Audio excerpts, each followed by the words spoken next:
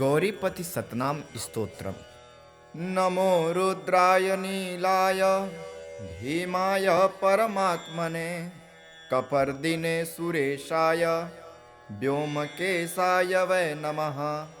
वृषभध्वजाय सोमाय सोमनाथाय संभवे दिगंबराय भर्गाय उमाकान्ताय वै नमः।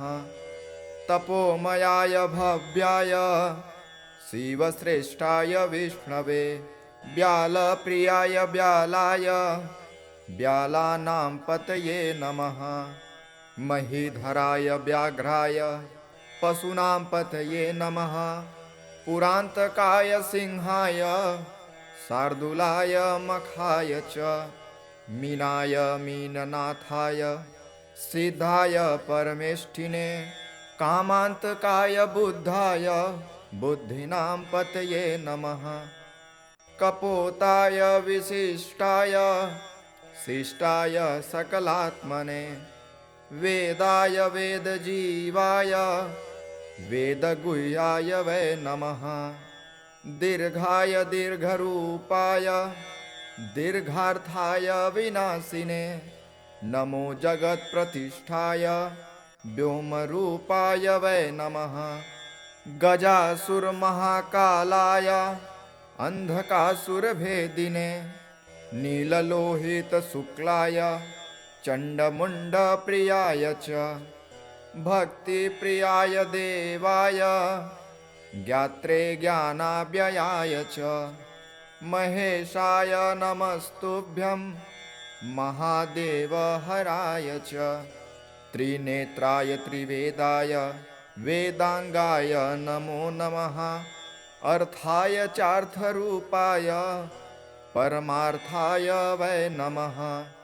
विश्वभूपाय विश्वाय विश्वनाथाय वै नमः।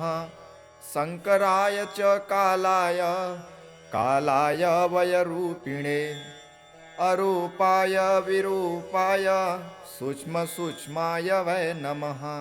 श्मशानवासिने भूयो नमस्ते कृत्तिवाससे शशाङ्खशेखरायेषा योग्रभूमिशयाय च दुर्गाय दुर्गपाराय दुर्गावयवसाक्षिणे लिङ्गरूपाय लिङ्गाय लिङ्गानां पतये नमः।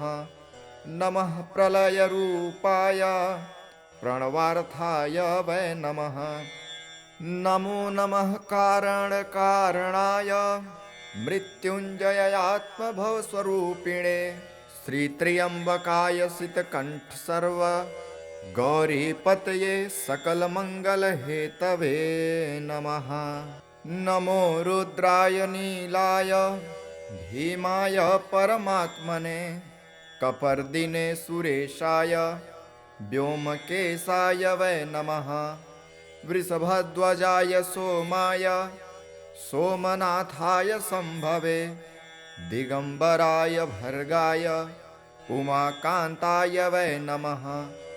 तपोमयाय भव्याय शिवश्रेष्ठाय विष्णवे व्यालप्रियाय व्यालाय व्यालानां पतये नमः। महीधराय व्याघ्राय पशूनां पतये नमः।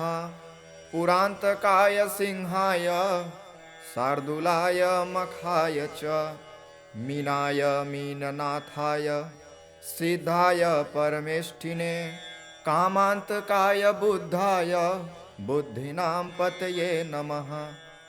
कपोताय विशिष्टाय शिष्टाय सकलात्मने वेदाय वेदजीवाय वेदगुह्याय वै नमः।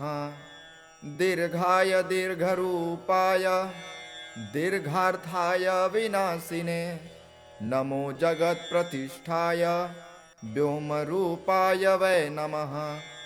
गजासुरमहाकालाय अन्धकासुरभेदिने नीललोहितशुक्लाय चण्डमुण्डप्रियाय च भक्तिप्रियाय देवाय ज्ञात्रे ज्ञानाव्ययाय च महेशाय नमस्तुभ्यं महादेव हराय च त्रिनेत्राय त्रिवेदाय वेदांगाय नमो नमः अर्थाय चार्थरूपाय परमार्थाय वै नमः विश्वभूपाय विश्वाय विश्वनाथाय वै नमः शंकराय च कालाय वयरूपिणे अरूपाय विरूपाय सूक्ष्मसूक्ष्माय वै नमः श्मशानवासिने भूयो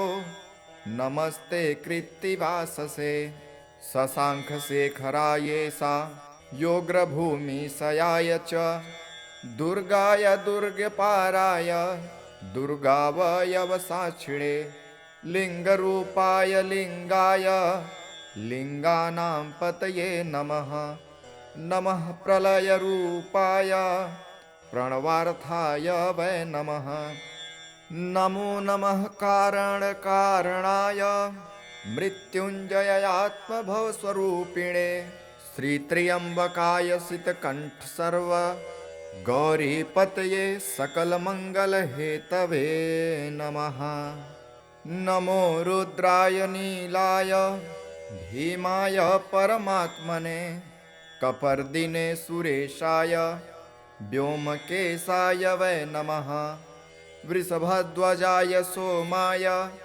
सोमनाथाय संभवे दिगंबराय भर्गाय उमाकान्ताय वै नमः तपोमयाय भव्याय शिवश्रेष्ठाय विष्णवे व्यालप्रियाय व्यालाय व्यालानां पतये नमः महीधराय व्याघ्राय पशूनां पतये नमः पुरान्तकाय सिंहाय शार्दूलाय मखाय च मीनाय मीननाथाय सिद्धाय परमेष्ठिने कामान्तकाय बुद्धाय बुद्धिनां पतये नमः कपोताय विशिष्टाय शिष्टाय सकलात्मने वेदाय वेदजीवाय वेदगुह्याय वै नमः दीर्घाय दीर्घरूपाय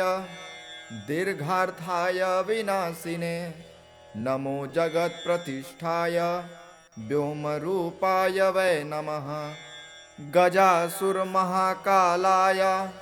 अन्धकासुरभेदिने नीललोहितशुक्लाय चण्डमुण्डप्रियाय च भक्तिप्रियाय देवाय ज्ञात्रे ज्ञानाव्ययाय च महेशाय नमस्तुभ्यं महादेव हराय च त्रिनेत्राय त्रिवेदाय वेदांगाय नमो नमः अर्थाय चार्थरूपाय परमार्थाय वै नमः विश्वभूपाय विश्वाय विश्वनाथाय वै नमः शंकराय च कालाय वयरूपिणे अरूपाय विरूपाय सूक्ष्मसूक्ष्माय वै नमः श्मशानवासिने भूयो नमस्ते कृत्तिवाससे शशाङ्खशेखरायेषा योग्रभूमिशयाय च दुर्गाय दुर्गपाराय दुर्गावयवसाक्षिणे लिङ्गरूपाय लिङ्गाय लिङ्गानां पतये नमः नमः प्रलयरूपाय प्रणवार्थाय वै नमः नमो नमः कारणकारणाय मृत्युञ्जयात्मभवस्वरूपिणे श्रीत्र्यम्बकाय शीतकण्ठसर्व गौरीपतये सकलमङ्गलहेतवे नमः इति श्री गौरीपतिशतनाम स्तोत्रं सम्पूर्णम्।